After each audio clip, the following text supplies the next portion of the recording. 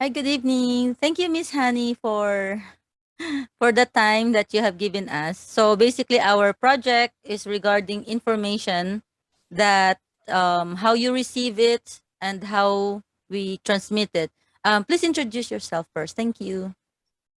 All right, sure. Thank you for having me here and for the interview and opportunity to share. So my name is Honey Alfafara Eduque. I am a social media manager slash strategist, and I have handled several social media accounts of both local and international clients. Miss Honey, how are you able to collect your information or receive information?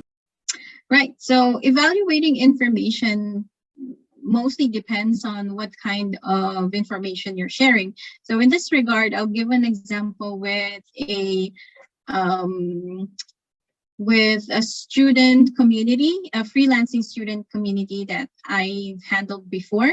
And what happens is the information there is validated by making sure that it is relevant and it is current and it applies to um, some, if not all, of the people involved in the freelancing community. Oh, wow. Great.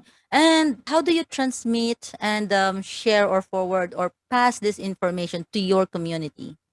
Right. So what we do is, so after we've checked the information is of course relevant and it is correct, we've fact checked it. We disseminate the information via Facebook groups, which is our medium of communication with the students, because this is where the students would mostly share or would mostly have any questions. And when we share information to them or give announcements, we make sure that the information is, like what I mentioned earlier, it's relevant, or it is something that we call evergreen content, Wow. which means that it is a content that can forever be relevant even no matter how time passes.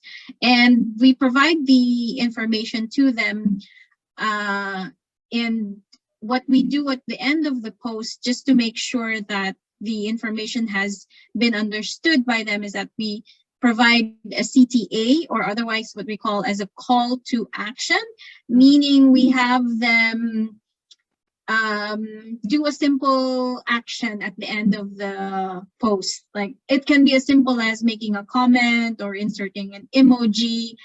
So let's say we gave them an announcement, and then we asked them that if if you agree with this post, comment shared, or if you agree with this post, comment with your favorite emoji, and then you will get several responses that people have read, and then that's a way of a call to action, meaning that they read the whole post, and then they're going to make a comment on their own based on the CTA that we asked them to do.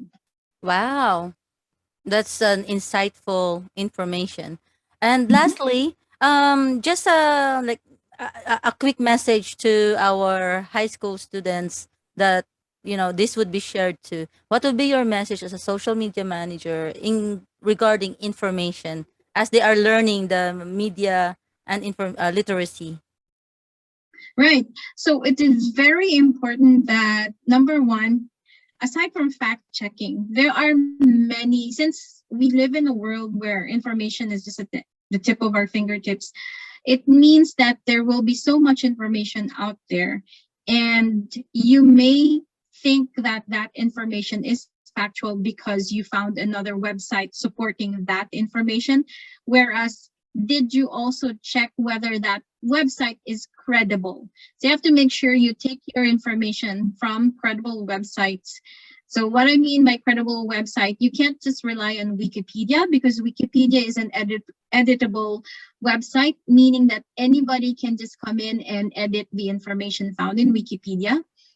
So that is not entirely a credible source Oh, of information. You have to go to other resources that are more credible. Like, let's say people that have done research on it and have charts or even um, past data supporting what they are talking about.